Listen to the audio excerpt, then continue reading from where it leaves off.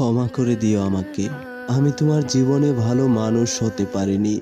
তোমার মতো করে তোমাকে বুঝতে শিখিনি। তোমার ভালোবাসাকে অবহেলা করেছি। দিনের পর দিন তোমাকে কষ্ট দিয়েছি। আর নিজের মতো করে তোমাকে সুখে রাখবো ভেবেছি। কিন্তু কি দুর্ভাগ্য আমার, আমি পারিনি তোমাকে সুখে রাখতে। ব্যর্থ হয়েছি আমি। তবে একটা কথা মনে রেখো, এই যে আমি তোমাকে এত শাসন করতাম, তোমাকে বকাবকি করতাম, দিনের পর দিন তোমার প্রতি অভিমান করে না খেয়ে থাকতাম, তোমাকে অবিশ্বাস করতাম, এই সব ব্যাপারগুলো না আমার ভালোবাসার অংশ ছিল। তোমাকে অনেক বেশি ভালোবাসতাম তো, তাই তাই তোমার এই উল্টাপাল্টা চলাফেরা আমার কাছে ভালো লাগতো না।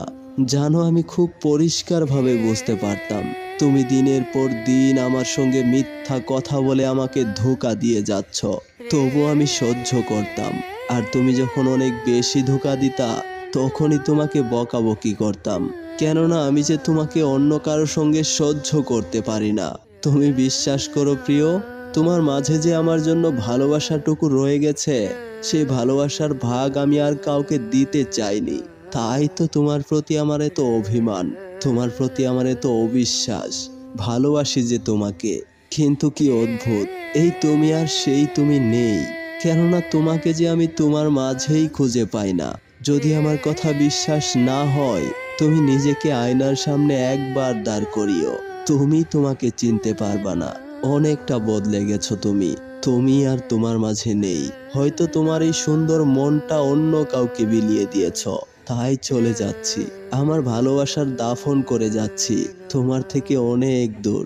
আর যদি কখনো ভুল করেও আমার নামটা মনে পড়ে তোমার, দেখবা তোমার অজান্তেই তোমার মনটা বলে উঠবে, মানুষটা সত্যি অনেক ভালোবাসতো আমায়, সবার থেকে অনেক বেশি, সবার থেকে অন্যরকম।